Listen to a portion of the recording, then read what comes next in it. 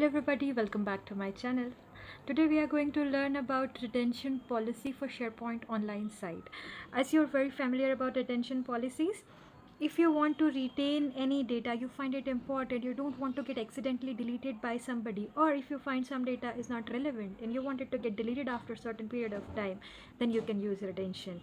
So here specifically we are talking about retention for SharePoint site, how it works.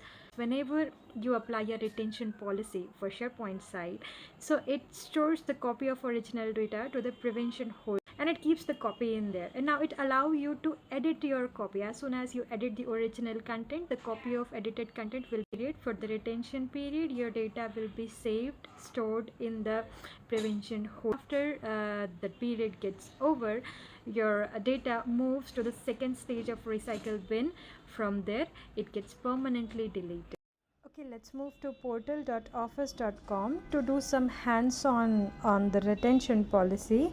Here we are on the portal, navigate to the gear icon and we are in our admin center. Make sure you log in with your global admin credential or compliance admin credential. Click show all, navigate to compliance admin center. As we know, retention is a part of data lifecycle management policy. Under policy, go to retention, select it. Okay, we will create a new policy, give it any name and a proper description. My requirement in here is that I want to create a retention policy for SharePoint site, but I want to exclude one SharePoint site which belongs to a team channel. So whenever we know that whenever we create a team, a SharePoint site get created. So if you are creating a retention, that will be applicable for the SharePoint, the team channel site as well. That I don't want. I want to exclude the SharePoint site of team channel from this retention policy. I am clarifying my description. I am moving on to next. I will choose static, click next. Uncheck all these boxes, only select SharePoint. Now as we have to include all SharePoint site, exclude one. So I'll go to exclude, under edit. I will get the URL. How will get the URL? Go to Teams, open the channel, open it in the SharePoint.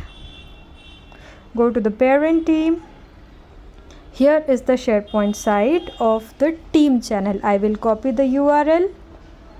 I'll come to my policy page. Under edit, I will give this URL. This will be excluded from SharePoint site. So I am creating it for retention. That SharePoint site will be excluded.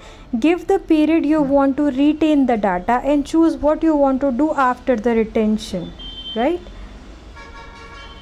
There are several options. Explore your options according to your need. Once you're done, click next. Okay, review your policy. Once you find it good, submit. See, the policy is created.